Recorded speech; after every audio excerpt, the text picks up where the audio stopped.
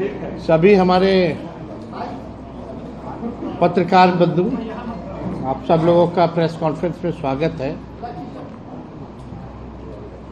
और आप सब लोग जान रहे हैं कि 2 दिन पहले जिस प्रकार से डेहरी में जो ईओ की जो पोस्टिंग हुई थी, उनकी हत्या जो है कर दी गई और डेहरी नगर पालिका कार्यपालक अधिकारी विमल कुमार जी की जो हत्या की गई, परसों हम उनके परिजनों से भी हमारी मुलाकात हुई थी।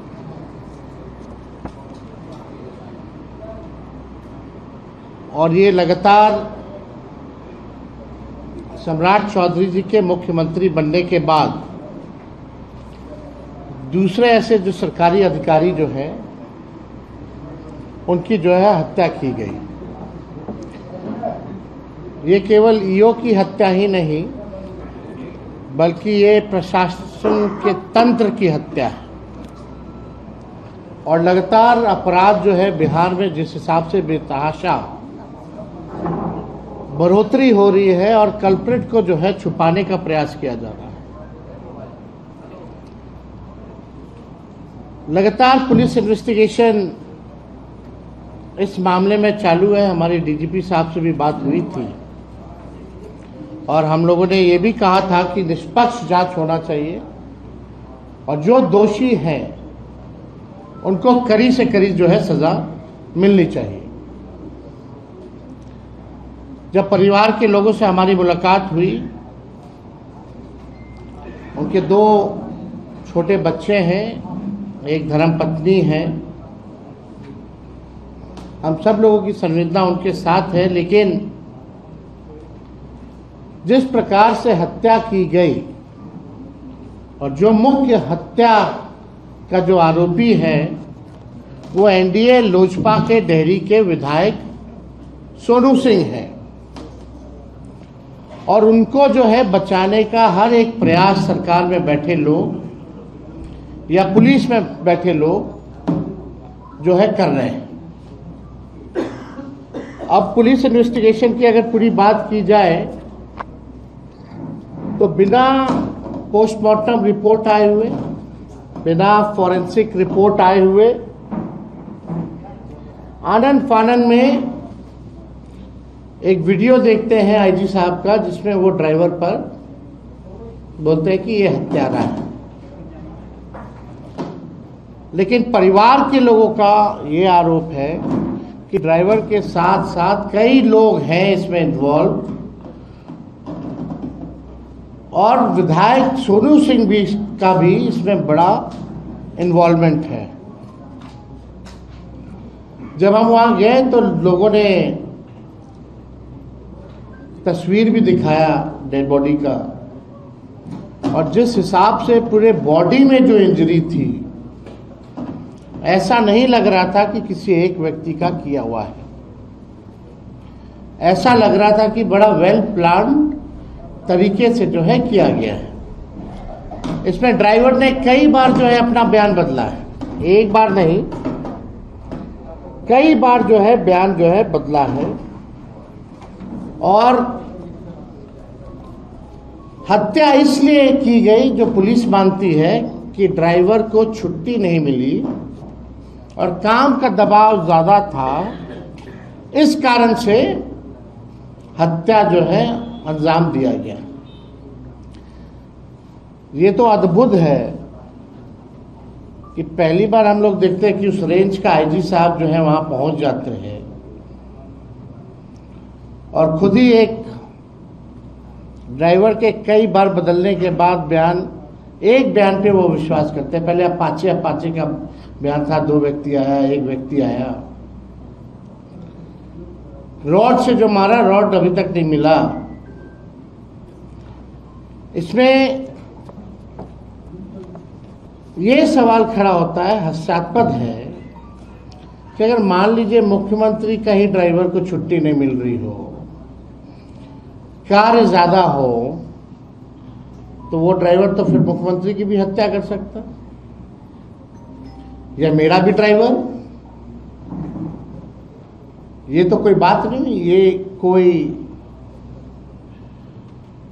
लॉजिक नजर नहीं आ रहा कि केवल इस कारण, क्योंकि आप ओवर ड्यूटी कर रहे हैं और आपको छुट्टी नहीं मिल रहा तो आप हत्या कर दीजिएगा। और हमने एक बयान देखा उसी ड्राइवर की धर्मपत्नी का, जहां उस ड्राइवर की धर्मपत्नी पुलिस पे आरोप लगा रही है कि पुलिस के दबाव में आकर मेरे पति जो है इस तरह का बयान जो है दिया है। पत्नी कुछ कह रही है, पति कुछ कह रहे हैं। पति का तो कई बार जो है आप देखिएगा कि बयान बदला है। अब इसमें पहले ड्राइवर बयान देते हैं कि 2 अपाची बाइक से हमलावर आए, दूसरा बयान था कि 1 अपाची बाइक से एक हमलावर आया, तीसरा बयान में खुद ही कहते हैं कि हम ही जो है हत्या जो है किए। लेकिन सवाल ये खड़ा होता है, जहां परिवार के लोग जब सवाल उठा रहे हैं कि इसमें लगातार जो विधायक सोनू सिंह जो थे वो फोन करके 50 लाख 25 लाख हमेशा हर दिन रंगदारी मांगा करते थे, उनको बुलाते थे, मुलाकात भी करते थे, और विधायक ने जो है साजिश रच के जो है हत्या करवाने का काम किया। इस एंगल से पुलिस क्यों नहीं देख रही है? जब भी कोई इन्वेस्टिगेशन होता है तो सार्वजनिक तो करना ही नहीं चाहिए। और पुलिस का एक एसओपी है जब इन्वेस्टिगेशन का, उसमें हर एंगल जो है तलाशा जाता है। तो अभी तक जब परिवार के लोग, जिनके 2 छोटे बच्चे हैं, बीवी का रो के हाल बुढ़ा हो गया है, अपना पति खो दिया, कोई अपना भाई खो दिया, कोई अपना पिता खो दिया, उनके लगे हुए आरोपों पर पुलिस क्यों नहीं ध्यान दे रही है? क्या उस एंगल से पुलिस जो है जांच कर रही है कि नहीं कर रही है? ये देखने वाली बात है। और इंटरेस्टिंग बात यह है कि जो उस रेंज के जो आईजी साहब हैं,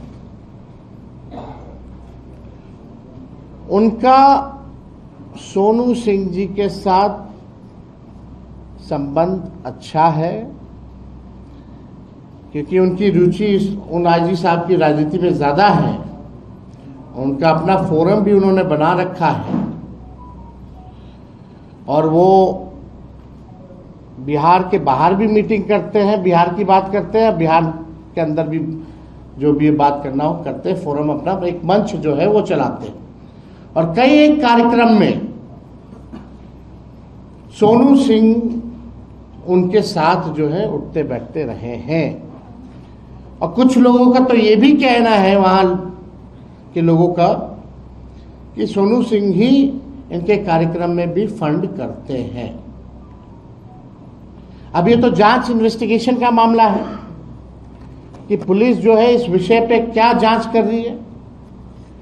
और जो आईजी साहब हैं वो ऑलरेडी डिप्टी सीएम के रिश्तेदार भी हैं, ये किसी से छुपा नहीं है। क्या मुख्यमंत्री और 2 उप मुख्यमंत्री हैं, क्या उनके कहने पे एनडीए के जो विधायक हैं सोनू सिंह, क्या उनको जो है बचाने का काम किया जा रहा है?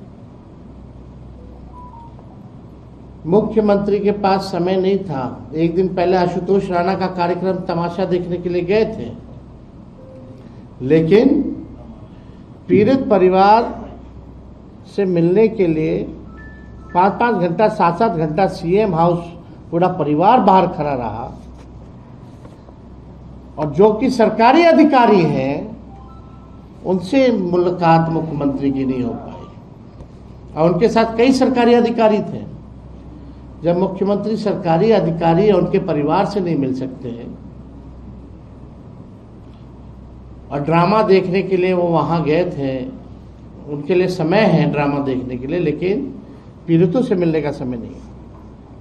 सवाल ये खड़ा होता है कि जब बिहार का सरकारी अधिकारी सुरक्षित नहीं है, 150 दिन के अंदर लगातार जो है 2 बड़े अधिकारियों की हत्या हो जाती है, और प्रशासन जो है मौन है, चुप है। सीएम पता नहीं किसको पताल में ढूंढने की बात करते हैं, किसको एनकाउंटर कराने की बात करते हैं, केवल सेलेक्टेड।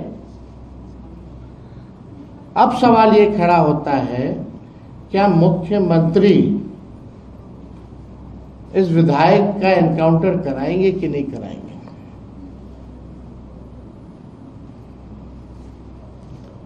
आप बचाने का काम कर रहे हैं अपराधियों को,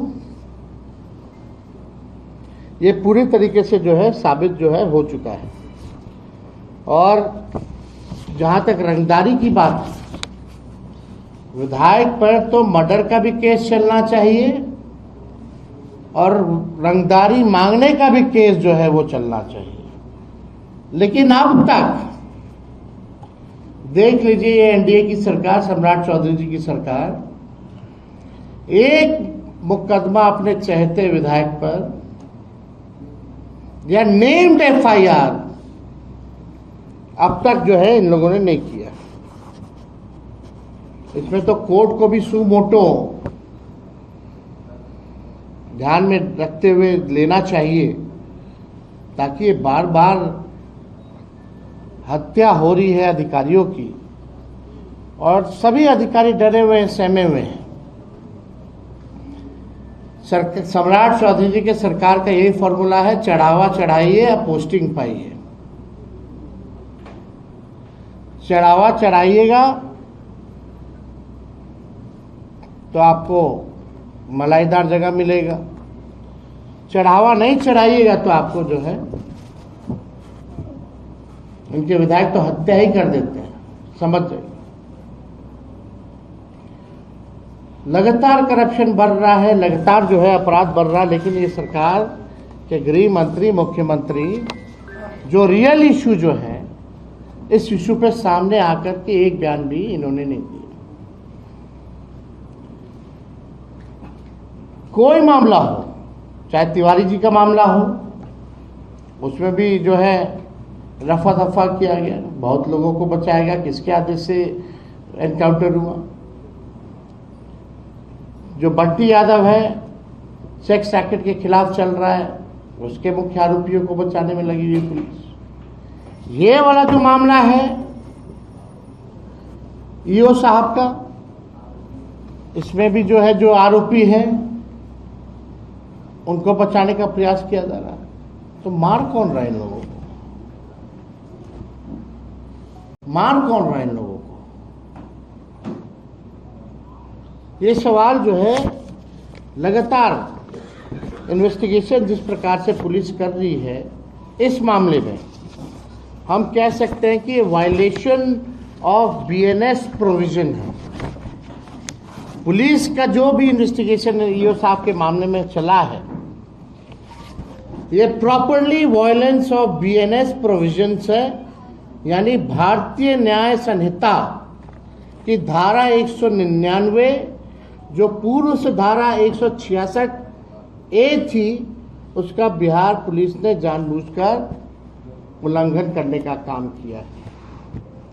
ये धारा मुख्य रूप से पुलिस या जांच अधिकारी पर लागू होता है यदि वे किसी गंभीर मामले में एफआईआर दर्ज नहीं करते या जांच के नियमों का वो तोड़ने का काम करते हैं, तो ये बीएनएस प्रोविजन का उल्लंघन माना जाता है।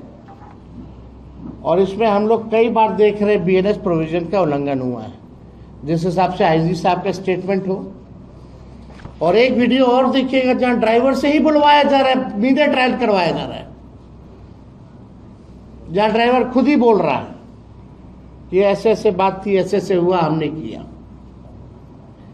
ये प्रॉपरली वेल स्क्रिप्टेड है, जानबूझ करके ये तोड़ा जा रहा है, ताकि जो दोषी जो हैं, जो विधायक है, जो रंगदारी वसूली करता था, उसको बचाने का ये प्रयास ये सरकार जो है कर रही है। अब ये पुलिस के लोगों को या खास तौर पे गृह मंत्री जी को आकर के, मुख्यमंत्री जी को आके बोलना चाहिए कि बीएनएस का उल्लंघन है कि नहीं है। और क्यों दोषियों को बचाया जा रहा है, क्यों नहीं जो परिजन जिस एंगल से कह रहे हैं, जो आरोप लगाए उस एंगल से जांच पुलिस क्यों नहीं कर रही है। ये पहले से ही स्टेटमेंट देना एक इन्वेस्टिगेशन ऑफिसर के लिए, एक पुलिस के लिए कितना गैर जिम्मेदाराना है। इससे साफ पता चलता है कि वो अपना प्रोविजन को ही तोड़ रहे हैं, तो जांच क्या कर रहे हैं, यानी जांच को गुमराह किया जा रहा है। तो इसमें हम सब लोग जो है लगातार परिवार के लोगों की मांग भी थी, और एक नेता विरोधी दल होने के नाते उन लोगों ने भी हमसे बोला है कि आवाज़ उठाने। दो बच्चे हैं उनके, पहला तो अभी तक उनके परिवार को कोई सिक्योरिटी जो है नहीं दी गई। कम से कम सुरक्षा जो है उनके परिवार के लोगों को देना चाहिए। साथ ही साथ उनकी धर्मपत्नी को एक सरकारी नौकरी जो है वो देना चाहिए, ताकि अपने बच्चों का पालन पोषण जो है वो आगे चल के अच्छे से कराएं। और यही नहीं, आगे जो भी ईमानदार अधिकारी हैं या जो भी अधिकारी हैं, उनकी सुरक्षा की भी रिस्पॉन्सिबिलिटी सरकार को होती है। तो ऐसे ऐसे अधिकारियों को भी जो है सुरक्षा देनी चाहिए, क्योंकि जिस हिसाब से लगातार दो हत्याएं हो गई हैं, सारे अधिकारी जो है डरे हुए हैं, सहमे हुए हैं कि कभी भी सत्ता दल का विधायक जो है या इनके सरकार में बैठे लोग कभी भी रंगदारी वसूली मांग सकते हैं, ना देने पर उनकी जान ले सकते हैं। तो हम लोगों का यही बात है कि भाई मुख्यमंत्री जो कहते हैं कि भाई हम पताल से ढूंढ के ले आएंगे, ये कर देंगे, वो कर देंगे, पूरी तरीके से इनकी सरकार लॉ एंड ऑर्डर के मामले में अगर कहा जाए तो फेल हो चुकी है। और सम्राट चौधरी जी से बिहार संभल नहीं रहा है। इसमें अभी भी मौका है कि भाई आप ही के सरकार के अधिकारी हैं, उनके परिवार को बुला करके मिल लीजिए, उनकी जो समस्याएं हैं उसको दूर कीजिए। जिनकी हत्या हुई है, जो ईओ साहब, उनकी धर्मपत्नी से मिलने में उनको क्या तकलीफ है, वो पूरी बात बताएंगी। कैसे विधायक जो है फोन करता था, कैसे वसूली मांगता था, और कैसे मिल करके साजिश रचने का काम किया। तो इस मुद्दे को, ये मामूली मुद्दा नहीं है, ये गंभीर मामला है। और लगातार इसी प्रकार से अगर हत्याओं का दौर चलेगा तो बिहार में तो ऐसे ही कोई काम नहीं हो रहा। अब जो अधिकारी जो है एग्जीक्यूटिव वर्क में जो करते हैं, एग्जीक्यूट जो करते हैं, उनका मनोबल जो है पूरी तरीके से चकनाचूर हो गया। तो और कोई सवाल इस विषय में अगर आप लोगों के पास होगा तो आप लोग पूछ सकते हैं। अभी है आम पर पूछ लीजिएगा। और सबके बाद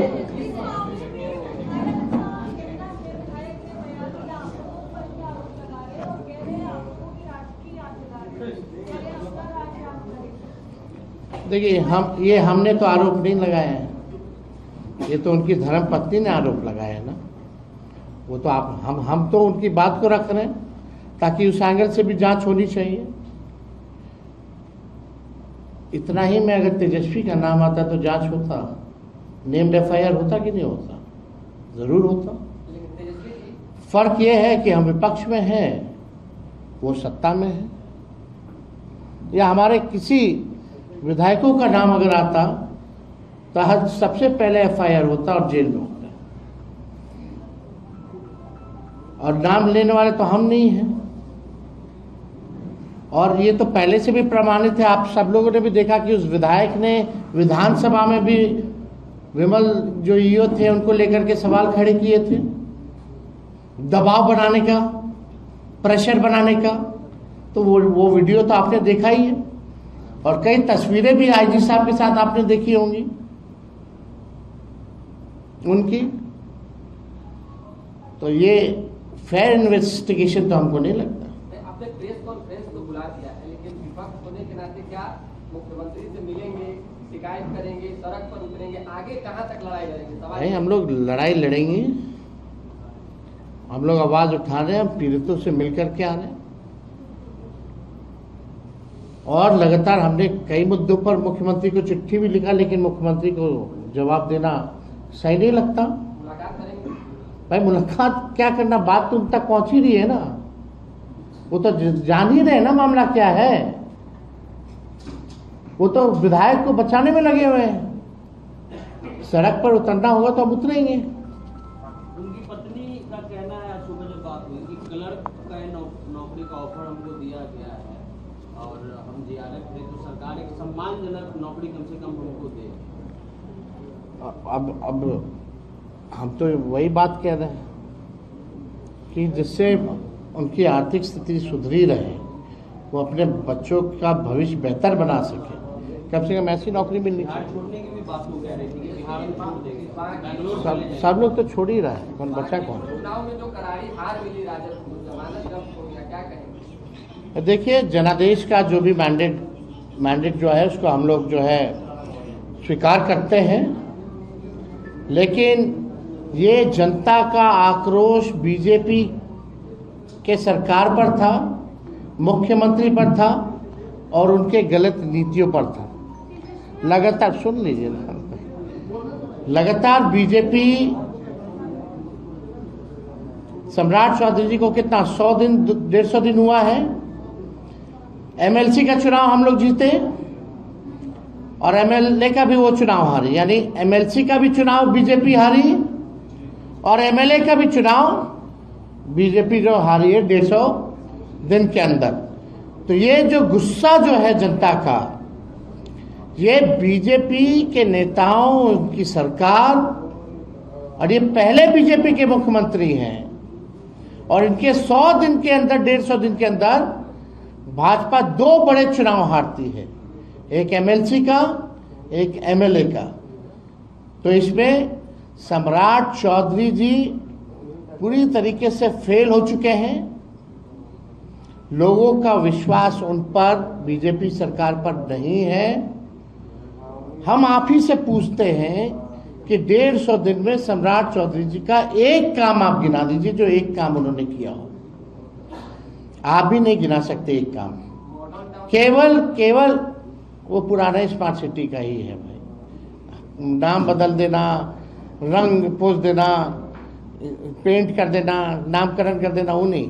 लेकिन जितनी भी जब से वो मुख्यमंत्री बने, नकारात्मक राजनीति उन्होंने की है, पॉजिटिव प्रोग्रेस पॉलिटिक्स नहीं की है।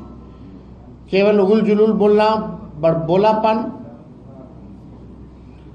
केवल एक माइंडसेट के साथ जो है विपक्ष को या विपक्ष के लोगों को तंग करना, यानी पूरी तरीके से नेगेटिव नकारात्मक पॉलिटिक्स की है और काम कुछ नहीं किया। अपने काम से वो पीछे हटे हैं, इसलिए जनता ने भाजपा के लोगों को सजा दी। चलिए,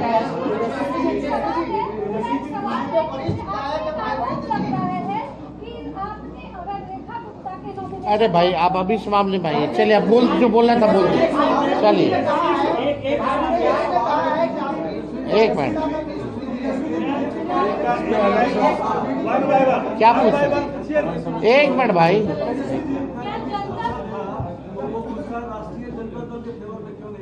क्या